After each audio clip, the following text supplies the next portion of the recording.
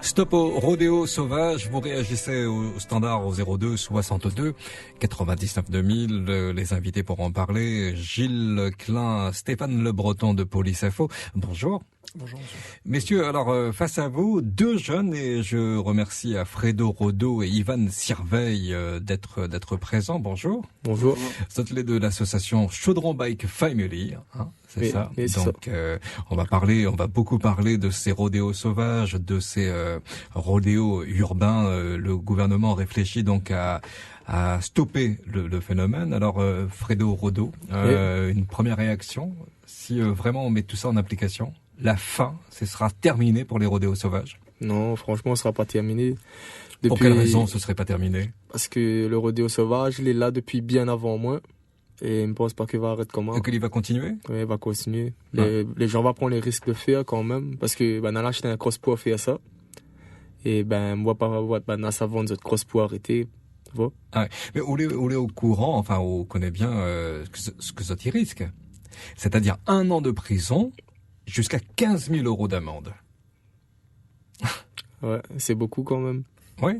Ah, oui. Et alors, donc, si cette loi donc est appliquée, si on sort cette loi, Ivan Sirveil, oui. Elle nous va râler, il nous va payer, comme nous gagne. Pas de choix. On fait que le moyen du bord. On vient de sortir de prison, sort 2 fois. Oui. Des bons trucs différents complètement.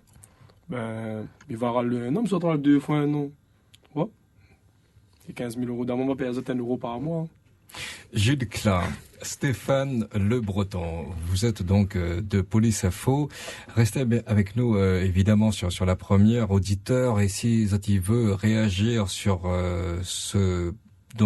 sur ce choix du gouvernement à mettre fin à ces rodéos sauvages, vous composez le 02 62 99 2000. Gilles Klein. Oui, moi, vous les avez entendus, hein? Voilà, part du principe qu'il faut faire la distinction entre 2 catégories de jeunes. On a les jeunes que les passionnés, que voilà. C'est le cas pour Ivan et Fredo. Vous voyez vraiment qu'ils sont passionnés. Ça, m'y pense que c'est à Fredo et Ivan de dire à nous si on a les passionnés, mais visiblement oui. Donc on a les jeunes passionnés que l'ont envie de faire un sport mécanique. Donc il a envie même de déclarer ça comme un sport mécanique. Aujourd'hui, c'en est pas un, c'est pas reconnu. On a l'envie d'exprimer notre passion. Et de l'autre côté, il faut différencier le cagnard, que là, lui est là juste parce qu'on a du désordre, parce que lui est récalcitrant, parce que lui, la loi, lui veut respecter rien, lui. Donc même si demain, on a une piste privée fermée avec des règles, comme par exemple le gant et le casque lors de la dernière fois sur la piste de la Jamaïque, ce cagnard-là, lui viendra jamais, lui, parce que tout ce que lui veut, c'est le désordre. Donc je pense qu'il est important de faire la distinction entre les deux, et que les deux jeunes, si c'est 2 passionnés que nous avons là aujourd'hui avec nous, que ces 2 jeunes-là, ils savent voir les autres élus pour mettre en place quelque chose pour exprimer notre passion. Il faut que mon œil comprenne le danger. Le danger, c'est quoi aujourd'hui? Le danger aujourd'hui, c'est que un groupe de jeunes, ou un groupe de jeunes que l'on a envie d'exprimer notre rodéo, ils bloquent une route. Déjà, on n'a pas le droit de bloquer la route. C'est contraire à la liberté d'aller et venir. Ensuite, il met en danger la population. Pourquoi? Parce qu'on a un père de famille ou une maman, elle y arrive, elle s'y accule sur la voie publique, elle a envie d'aller au cinéma, par exemple, et ben demain, elle peut retrouver elle, comme la dame qu'elle a été percutée en novembre l'année dernière au Chaudron, elle y traverse un trottoir, et un scooter y arrive, avec une roue arrière, et percute le madame. Donc, ils mettent les gens en danger, ils mettent votre vie à Zot, même en danger, même envie de dire à Zot. Un passionné, lui voit, ça c'est responsabilité à lui. Non, il est dans sa passion. Bien sûr. Et là, il a les nuisances. Le monde qui habite là, les familles qui habitent là, qui habitent à côté, il a les bruits, les motos, le désordre, les mondes qui viennent à l'extérieur. C'est ça aujourd'hui que Zot doit comprendre. Et aujourd'hui, quand on est jeune, on ne voit pas tout ça. Donc, je pense que l'important que Zot savoir Zot élus, et Zot demande une piste privée pour exprimer Zot passion. Mais je crois que Fredo Rodo, Zot l'a rencontré, l'élu donc en charge du Chaudron, c'est Monique Orphée, c'est ça? On a bien rencontré. Oui, il a eu des discussions, mais jusqu'à maintenant, ça n'avance pas. Jusqu'à maintenant, on avait proposé à nous la piste à Jamaïque. Ouais. Et du coup, on a fait 2-3 sessions à la piste à Jamaïque, a bien se passé, a bien déroulé. Ouais, mais alors pourquoi vous ne continuez pas alors à la piste de la Jamaïque si ça s'est bien passé? Voilà, la piste à la Jamaïque, on a des, comment dire, des tournois de cross, de tout ça. Donc on n'a pas la piste n'est pas accessible tout le temps. La piste n'est pas libre tout le temps. Ouais. Et nous, c'est une envie en fait, nous ne pas à attendre. Du coup, c'est pour ça que les jeunes ils continuent à faire sur la route. Et la piste la plus jamais propose à nous en fait.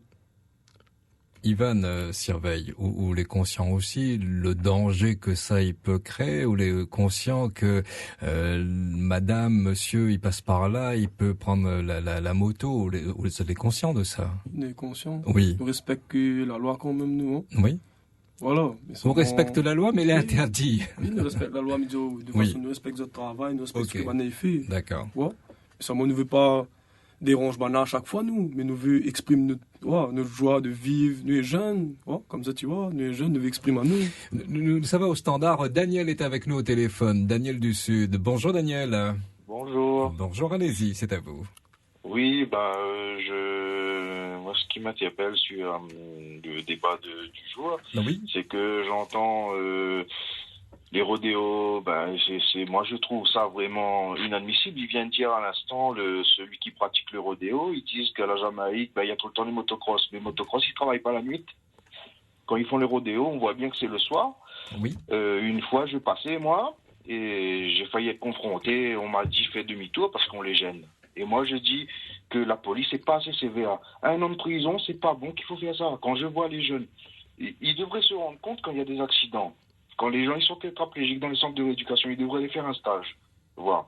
Juste parce qu'ils faisaient roue arrière, je connais des gens qui sont tétraplégiques et tout, etc. Et ils disent aussi que, il n'y a pas de place et tout, etc. Mais pourquoi ils vont pas faire ça la nuit, sur le terrain de la Jamaïque? Et c'est pas l'État, c'est pas la mairie de trouver un espace pour eux, pour pouvoir faire du bruit. En plus, les motos sont pas homologuées. Je suis contre ça. Je suis vraiment désolé. C'est une passion, certes, mais leur passion, ils trouvent de l'argent par leurs propres moyens pour financer un endroit éloigné de la civilisation afin qu'ils puissent faire du bruit et voilà, mais qui viennent pas faire en ville. Il disait encore à l'instant, je me répète, mais que il y a des motocross, il y a des stages de motocross et tout la Jamaïque. La Jamaïque est fermée le soir. Je suis désolé, je trouve ça inadmissible. Alors il a dit il a fait un an de prison qui devrait y rester. Enfin, je sais pas, la répression, elle devrait être encore beaucoup plus sévère. Daniel, merci, mais ça fait un moment qu'on parle d'une piste, de la création d'une piste. Ça fait des années, ça fait 20 ans, ça fait 30 ans, ça fait 40 ans, mais jusqu'à maintenant, donc rien n'aboutit. Voilà, c'est un petit peu l'agacement des personnes qui sont passionnées. On ira au téléphone retrouver Yannick de Saint-Paul. Réagissez au 02 62 99 2000. On parle de notamment de ces rodéos sauvages et que le gouvernement réfléchit à mettre fin à ces rodéos. On en parle avec Gilles Klein et Stéphane Le Breton de Police Info. Également présents les jeunes Fredo Rodo et Ivan Sirveille de l'association Chaudron Bike Family. 02 62 99 2000.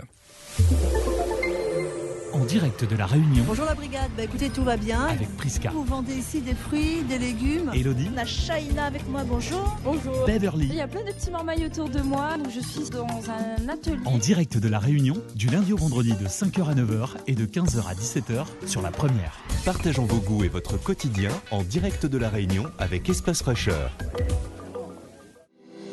Sur la première, retrouvez les avis de décès à 5h50, 9h50, 11h50 et 17h50. Les avis de décès avec Réunis Solidarité, mutuelle réunionnaise certifiée qualité. www.réunisolidarité.fr. Le FEMAL est à la Ravine Saint-Leu, le 22, 23 et 24 juin. Alors viens à Zot. N'aura un tas d'artisans et créateurs pays avec Zot Bande Gaillard produit FEMA et local. Démonstration de vol de rapace avec la REF. Nena restauration sur place et l'entrée est gratuite. Miam l'artisanat mon pays. La région Réunion présente Les Amériques, un concert des musiciens de l'ORR et leurs invités, samedi 16 juin de 15h à 21h à la salle Gramoun-Lélé à Saint-Benoît. Au programme, de la musique classique et contemporaine nord- et sud-américaine. Reich, Gershwin, Villa-Lobos, Guastavino, Bernstein, Piazzolla, Michael Jackson, Lady Gaga et la bande originale du film La La Land. Entrée gratuite, restauration possible sur place. Plus d'infos sur le www.conservatoire.regionréunion.com. Votre question d'actu sur le rodéo sauvage, le gouvernement y réfléchit pour mettre fin à cette pratique. 1 an de prison jusqu'à 15 000 € d'amende. On retrouve James et la force et les auditeurs juste après.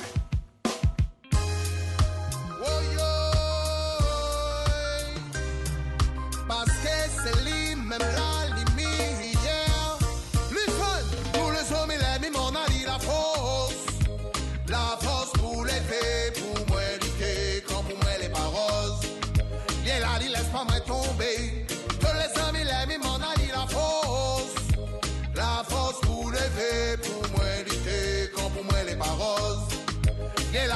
pas moins tomber. À lui-même en protection, frère. Lui-même sommeil la lumière. Lui-même me guide à moi qu'on a l'orage, qu'on est dans éclairs.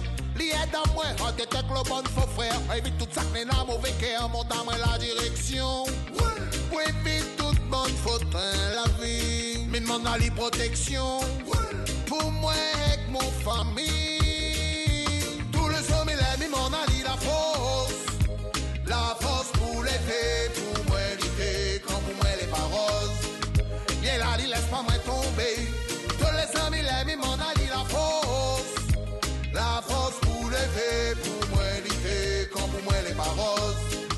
Bien là, il laisse pas moi tomber. Quand il est dans le train, quand il boit du nord, pour moi il n'a plus de solution.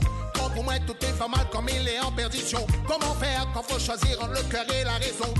Baba, il est là, me prendre les bonnes décisions. Pas de où ça, mais ça va, il guide même pas. Dans mon dos, il connaît qu'il est là. Dans ton méras, la vie, elle est même, il monte à me la voix. Mi tiens, beau Dieu, mi tiens, beau fort, on est tout seul, mi la foi. Mi respect le grand papa. Tous les hommes, il est, mi m'en a dit la force. La force pour les faits, pour moi, l'été, quand pour moi, les paroles. Bien là, il laisse pas moi tomber. Tous les hommes, il est, mi m'en a dit la force. La force pour les faits, pour moi, l'été, quand pour moi, les paroles.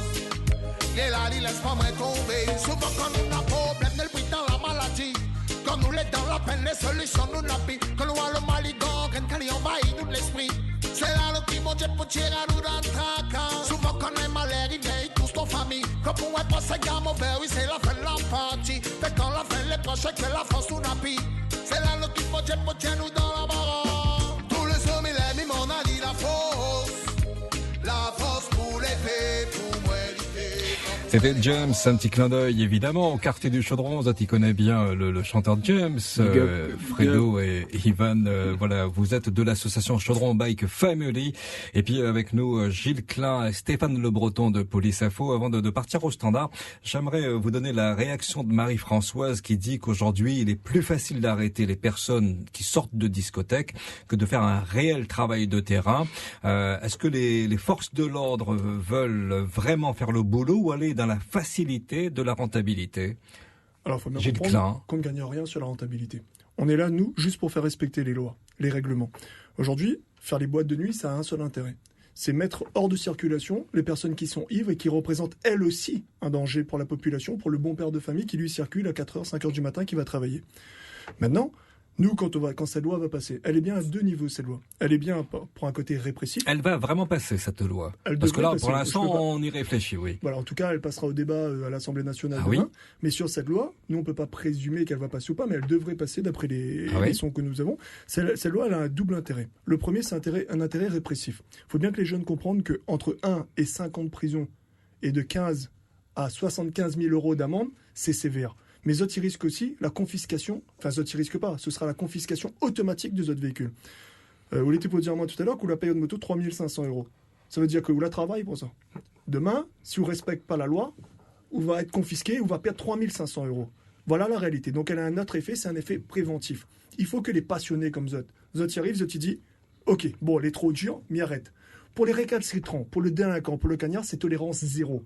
Celui qui ne gagne pas respecte les règles, celui qui vient sur le chemin et qui veut lui en découdre avec les forces de l'ordre ou qui n'a rien à faire avec le monde de son quartier, celui-là, c'est application stricte de la loi, tolérance zéro. Il faut bien distinguer les deux parties. Et voilà pourquoi la dame qui réagit, on la remercie pour sa réaction, mais elle a tort dans son Vous n'êtes pas là pour faire du chiffre. On n'est pas là pour faire du chiffre, on est là pour faire appliquer la loi selon différents modèles. Autant pour la mise en danger de la vie d'autrui pour des rodéos, autant pour des gens qui mettent les autres en danger également en circulant en état d'ivresse. C'est tout aussi important. Yannick de Saint-Paul est avec nous sur la première. Bonjour Yannick. Oui, bonjour. Bonjour, allez-y Yannick. Oui. Moi je voudrais réagir par rapport au rodéo là. Oui. J'ai fait sur Saint-Denis. Généralement ils le font au Chaudron, là où il y a la station essence. Oui. Alors c'est bien beau de ce qu'on entend, mais il suffit d'y aller. Moi je parle par rapport à une moto qui a été volée, une moto de mon fils. La moitié au moins des gens qui font le rodéo ne portent pas de casque et enlèvent la plaque d'immatriculation sur la moto. C'est pas la peine d'aller chercher trop loin pour interpeller ces gens-là. Mais la police n'y va pas. Oui. Alors, à quel point que moi, je suis allé une fois avec mon fils et un ami, Oui. Tout de suite, ils vous repèrent que vous n'êtes pas la truc, en fait, la personne qui a jamais l'habitude de venir. Oui. Et ben, la moitié des motos s'entraînent à faire du cabrage sur une moto qui est déjà cabossée, puisqu'elle s'en fout, c'est pas la moto. Oui, donc, pas de plaque d'immatriculation, pas de casque, moto abîmée, bien sûr. Parce que voilà. Et une fois, donc, 2 ou 3 jours après, on a tourné également dans Saint-Denis à Camélia, dans la rue qui longe où on fait le marché, là. Oui. On a vu la moto en train de tourner. Oui. On appelle la police. Il est en train de tourner là, il va rester là 5 minutes, il va pas tourner pendant 3 heures au même endroit. Il est en train de faire un petit peu l'intéressant parce qu'il y a des amis qui sont sur le bord de la route, qui le regardent, machin et tout. Donc on prend 10 minutes pour vous demander quel est votre nom, comment ça s'écrit, où est-ce que vous êtes, quel est votre numéro, quel est votre ceci, on a l'impression que c'est nous les suspects, quoi, en fait. D'accord, donc c'est plutôt... Moi, je pense que quand on voit une voiture volée ou une moto, c'est évident que c'est volé, puisqu'il n'y a pas de plaque d'immatriculation, etc. On appelle la police, déjà, ils n'ont pas à prendre... c'est pas nous, les suspects, hein. Donc, ça sert à rien. Ils regardent le numéro, ils savent c'est qui, ils sauront c'est qui, si le numéro affiche. Gilles Klein pour répondre à Yannick de Saint-Paul. Alors bonjour monsieur, merci pour votre question. Mais monsieur m'a répondu tout à l'heure, pour cette moitié-là, sans casque qui circule sur des motos volées, c'est tolérance zéro. Là, c'est pas des passionnés. Là, nous, on a affaire à des cagnards, à des délinquants que l'on a envie juste foutre le bordel, si m'y permettent à mon expression, et arriver pour utiliser une moto que les parasites de mon n'a rien à faire avec ça. Donc, pour ces gens-là, c'est tolérance zéro, monsieur. Maintenant, pour répondre à votre question, quand on rappelle la police, et pour un jeune qui capte sur une moto, que le moto l'est volé. Malheureusement, on la met doigt sur un sujet que n'arrête pas de dénoncer. C'est le manque d'effectifs, monsieur. Aujourd'hui, quand on a un seul véhicule de police pour tout Saint-Denis, et que vous êtes en train d'intervenir sur un accident dans les hauts de la montagne, on ne pourra pas descendre jusqu'au centre-ville et vice-versa. Donc aujourd'hui, pour faire appliquer cette loi-là, il faut des moyens humains et matériels supplémentaires. Et on a totalement raison. Et nous pourra intervenir, pardon monsieur, nous pourra intervenir en direct quand on aura l'effectif suffisant pour pouvoir le faire. Sinon, nous sommes obligés de faire un après l'autre, monsieur, malheureusement. Yannick Ouais, je voulais placer un mot, mais c'est difficile. Allez-y, Yannick, allez-y. Tout ça c'est régularisé, ils ont un lieu, c'était contractualisé avec la mairie, ils ont un lieu où ils peuvent s'entraîner, faire leur rodéo, etc. Est-ce que les responsables de cette association accepteraient plutôt qu'il y ait quelqu'un qui vient pour s'entraîner, mais pareil, sans casque et surtout sur la moto, sans plaque d'immatriculation? Fredo Rodo vous répond de suite, alors allez-y. Déjà, de base, monsieur, un rodéo, il fait avec un cross. Donc, n'a pas une plaque d'immatriculation sur le cross, c'est pas un moto homologué. Et puis, s'il a point de cax là, et point de gants, nous serons obligés de dire à les mettre. Vu que nous n'est là, et les gens vont voir Ali là, va considérer comme un cagnard et va mettre nous tous dans le même panier. Donc, vous n'allez pas accepter quelqu'un qui vient de votre association faire du rodéo dans le lieu prévu s'il n'a pas de casque et pas de plaque d'immatriculation. Voilà, quand on organise sur la piste la Jamaïque, là, tous les motos l'avaient une plaque d'immatriculation. On n'acceptera pas. Vous n'accepterez pas si quelqu'un vient avec sans casque et sans gants, c'est ça? T'es interdit sur la piste. Sans la plaque d'immatriculation. On vous a répondu, Fredo vous a répondu en disant que la moto, le modèle, la moto cross, en fait, n'a pas de plaque d'immatriculation. Voilà. Ah bon, et quand c'est un scooter alors? Avec un scooter, on ne fait pas de rodéo, monsieur. On ne fait pas de rodéo avec un scooter. Avec un scooter, on ne fait pas de rodéo. Moi, j'ai déjà vu des rodéos. On l'a déjà vu, mais en tout cas, l'association que les présente, il dit que ça ne fait pas avec un scooter, ça fait avec une motocross. Voilà. Donc, quelqu'un qui vient avec un scooter, il sera refoulé. Il ne sera pas. Quelqu'un qui vient avec un scooter sera refoulé. Oui, parce qu'il va gêner les autres motos en fin de compte. Voilà. Il va gêner les autres auteurs. Yannick, merci beaucoup pour la réaction. On touche au point sensible, faut dire. Non, là on vous a répondu. Fredo vous a répondu, c'est-à-dire pas de scooter, gants et casque avec une motocross. Et disons pas d'immatriculation, on peut la laisser. Je vois pas c'est pas le. Ah oui, mais en tout cas voilà. Le moto que nous utilisons n'a pas une plaque d'immatriculation. C'est pas un moto homologué. D'accord. Voilà, c'est moi qui confonds avec le rodéo sauvage. Peut-être, voilà, c'est ça. Peut-être, possible. À Chaudron. Mais en tout cas, je donne pas mon coup de chapeau aux policiers quand eux, ils voient ça, et tout le monde le sait, et les 3/4, ils n'ont pas de casque, ils n'ont pas de plaque d'immatriculation parce que c'est des motos volées. Et vous allez une semaine après, vous ne trouverez plus la moto parce qu'elle est brûlée, tout simplement dans les caves d'immeubles. Merci Yannick.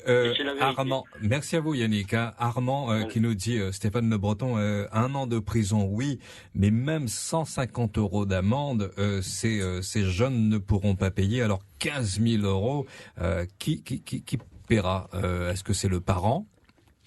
Stéphane Le Breton. Tout simplement. Et vous disiez tout à l'heure quelque chose de très intéressant, notamment quand on était à côté avant d'entrer dans le studio. Voilà. C'est-à-dire, si aujourd'hui, ce jeune est insolvable, c'est ça? Oui, tout à fait. Il ne pourra pas payer cette somme.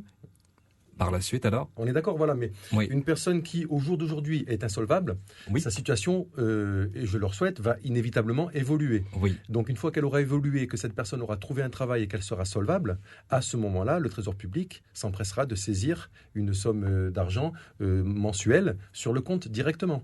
Car cette somme dont aura écopé l'auteur des faits sera inévitablement à déduire aujourd'hui ou demain ou après-demain. Mais à un moment donné, le Trésor public. Alors c'est étonnant parce que beaucoup n'ont pas cette donnée-là, c'est-à-dire on vous dit ils sont insolvables, ils ne travaillent pas, ils n'ont pas d'argent, etc. Vous entendez ça? Oui. Tout à fait, il y a beaucoup d'idées reçues sur la solvabilité, où les personnes croient que soit en étant insolvable ou soit en se créant une situation d'insolvabilité, on va échapper à la loi. Mais c'est totalement faux parce que on ne peut pas vivre une vie entière dans une situation d'insolvabilité. Toute personne, on va dire, normalement constituée, cherche un travail, a envie d'évoluer, de progresser dans sa vie et de voir sa situation s'arranger. Donc, le jour où l'on trouve un travail, c'est là que les problèmes commencent. Et malheureusement, ou normalement, cette personne va payer les faits qu'elle a produits 5 ans, 6 ans, 7 ans auparavant. Mais regarde Ivan Serveil et Fredo Rodo avec ce sourire dans le coin. Mais votre réaction alors, Ivan? Le jeune qui va faire ça là, il va pas travailler toute son vie pour pas payer. Il va prendre le risque de ne pas travailler. Ouais, mais pense. On pense vraiment? Oui, on pense vraiment. Sincèrement, Ivan? Fredo? Mais il pense que l'exagérer parce qu'imaginons, déjà le SMIC c'est pas beaucoup, c'est 1200 je crois. Oui, Et pour le jeune, déjà il a 15 000 € à payer. Voilà. On peut prendre 15 mois. On peut pas, si ça part rendre un travail et tout son travail, ça prend son 1200 et ça travaille gratuit. Il pourrait aller jusque-là. Il pourrait aller jusque-là. Au moins faire un travail d'intérêt général, comme ça nous gagne payer. Il y a 3 parties. Gilles Klein, Dans la sanction, il y a 3 parties, il ne faut pas oublier. Dans la première, Zotti risque une peine de prison, ça c'est qu'une chose. Ensuite, Zotti risque une peine d'amende entre 15 000 et 75 000 € d'amende. Solvable ou pas solvable, ça c'est la situation qui va déterminer. Mais après, n'oubliez pas que Zotti risque aussi, c'est obligation de confisquer votre véhicule. C'est ça le plus dur. Et oui, donc là, solvable ou pas solvable, vous avez payé une moto. Alors, attendez, messieurs, le plus dur pour les autres, c'est de perdre une moto que vous allez payer 2 000 à 3 000 € que de payer une amende de 15 000 €. Ouais, parce que moto là, on n'a pas gagné ça en 1 mois. On a travaillé, on a fait bonne petite clé pour gagner bonne 50 €, 100 €. Pour aujourd'hui, on barque notre moto et rentre plus nous. C'est ça le plus dur. Et c'est pour ça que la solvabilité, c'est quelque chose, mais les autres, ils risquent tout de suite une sanction dure. Ils savent prendre votre moto que vous avez payé, que vous avez acheté, pour lesquelles vous avez déjà travaillé. Donc la solvabilité, Ivan, t'es pas dit tout à l'heure, le monde ne travaillera plus. Oui, mais en attendant, il y a déjà travaillé, ça c'est fini. C'est pour ça que là, il faut bien différencier ce monde passionné-là du cagnard. Parce que là, on parle pour les gens qui travaillent, que les honnêtes, que le petit jeune, que lui fait n'importe quoi sur le chemin, que n'est pas bien, et la loi, elle va recadrer. Mais ça, il circule, comme monsieur disait, sur des motos volées. Ça, il circule avec le moto que n'est pas à lui. Ça, il fait n'importe quoi. Celui-là, c'est tolérance zéro. Celui-là, il existe déjà des délits pour attraper lui. C'est de la prison. C'est de la prison ferme. Et la peine doit être maximale. On n'est pas là pour rigoler avec des gentils jeunes et avec des cagnards. Non. Les gentils jeunes, ils trouvent des solutions pour exprimer leur passion. Les délinquants, les cagnards, il n'y a pas de gentil, il n'y a pas de prévention. C'est uniquement de la répression.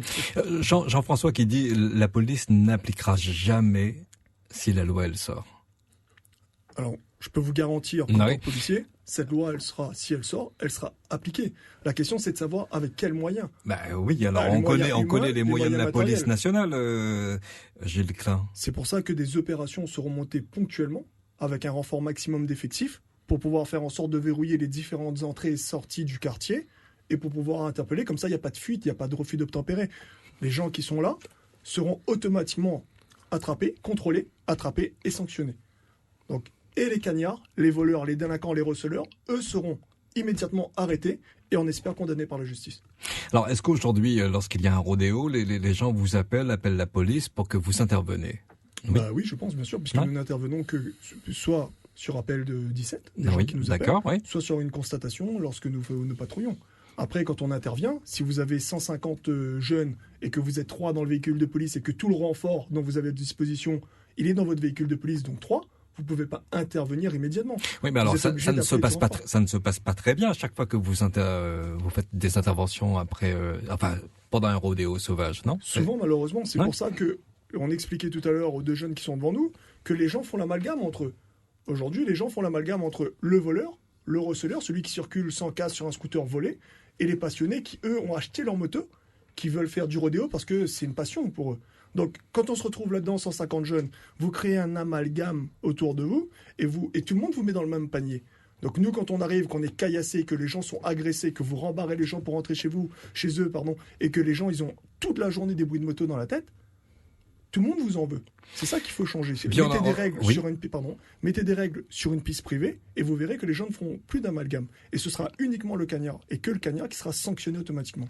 Alors Fredo Rodo, ça on l'a entendu tout à l'heure, c'est que il y a eu des discussions avec la mairie, des discussions donc avec la préfecture, c'est ça? Oui. Ouais. Mais à ce jour, rien n'aboutit. Pour l'instant, le projet est toujours en attente et je pense que on avait dit ça fait un circuit juste à côté de la piste de la Jamaïque. Ouais. Comme ça, on n'a pas une civilisation pour entendre le bruit de ça là. Et là, elle est toujours en attente, nous attendons même. Alors après, il y a des réactions. Si l'auteur des faits reste insolvable et qu'il pratique bien entendu le rodéo sauvage, on devrait remonter la chaîne et les gens nous disent, dans ces cas-là, aller jusqu'à couper les allocations familiales. Ça, c'est les réactions d'auditeurs qui sont totalement contre les rodéos sauvages. Oui, Stéphane Le Breton. Comme disait mon collègue Gilles tout à l'heure, on retient absolument la somme d'argent, l'amende à payer en cas d'infraction, mais il y a 2 peines complémentaires. Il y a la peine de prison et la confiscation du véhicule. Oui. Donc la personne qui va faire un rodéo aura automatiquement en sa possession un véhicule qui lui sera immédiatement confisqué. Donc on l'a bien vu, même les 2 personnes que nous avons sur le plateau nous l'ont bien indiqué, leur bien le plus cher, c'est leur véhicule. Ah oui. Donc automatiquement, quand on touche au nerf de la guerre, ça va en freiner plus d'un. Et comme il disait tout à l'heure, c'est vrai que de mettre en place une infrastructure qui leur permettrait d'exercer leur passion et leur plaisir serait vraiment une bonne chose, car en fin de compte, eux, ils pourraient, dans les règles, pratiquer leur passion, et ce qui voudrait dire que ceux qui maintiennent les rodéos en action sur le terrain seront inévitablement, maintenant, ils n'auront plus d'excuses. Puisqu'ils avaient la possibilité de le faire de manière légale, de manière encadrée, ils continuent à privilégier le côté illégal, le côté dangereux, le côté rodéo sauvage, tel qu'on le connaît aujourd'hui. Eux n'auraient plus d'excuses et que là pourraient s'exercer pleinement toutes les mesures prévues par cette loi. Après, les auditeurs sont aussi conscients que les forces de l'ordre n'ont plus les moyens nécessaires, plus d'autorité, on nous dit ça. Ignace nous dit que les forces de l'ordre n'ont plus d'autorité.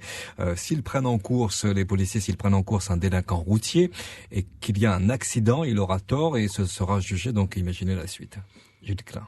Alors, tout à l'heure, on me posait la question, est-ce qu'effectivement c'est interdit de prendre en charge des véhicules? Non, c'est autorisé de prendre en charge des véhicules. Oui. Mais en tant que votre qualité de policier, vous devez juger des risques pour un jeune qui n'a pas de casque, par exemple.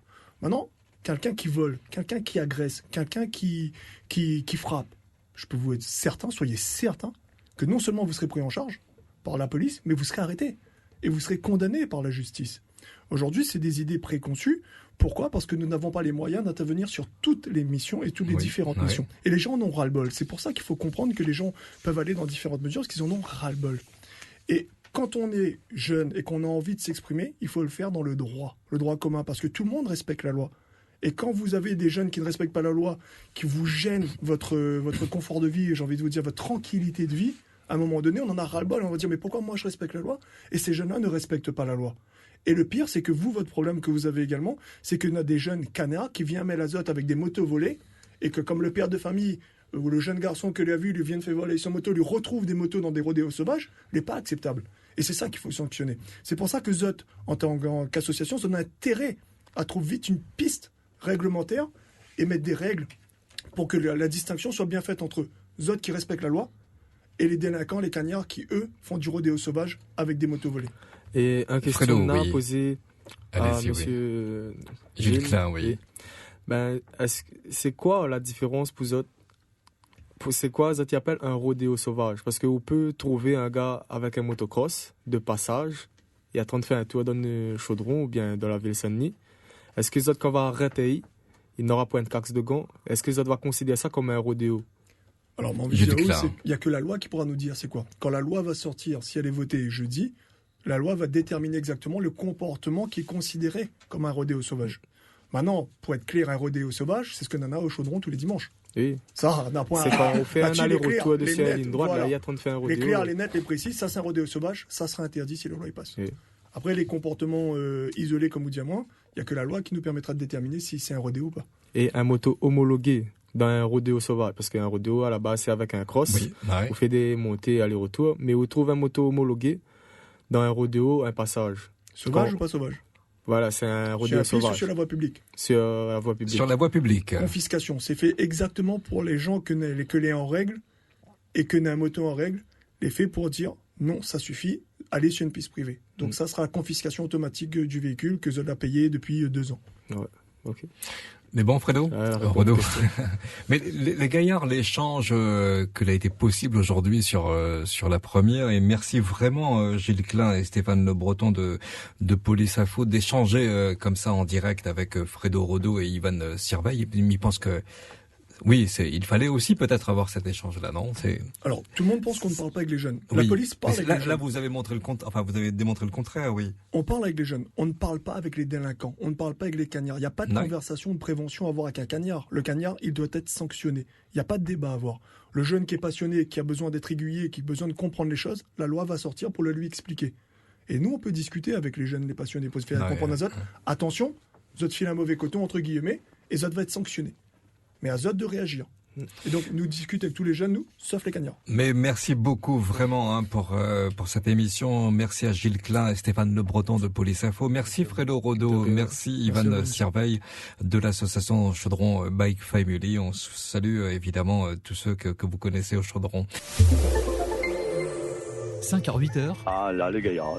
Avec Isabelle Waro. L'information routière et l'essentiel de l'info. Philippe Dornier. Les élus réunionnais. Yves Gruyé. Véhicule en feu, c'est ça? Ouais, ça me met. Avec toute l'équipe de la brigade. La colère sur l'augmentation. Réaction du ministère des Affaires étrangères. Prisca. Le bonheur, grand matin. Et c'est chaud au matin. Ça brûle en ce moment, donc c'est pour ça. Oh, Grand matin avec Isabelle Waro, Philippe Dornier et Yves Gruyé. Du lundi au vendredi de 5h à 8h sur la première.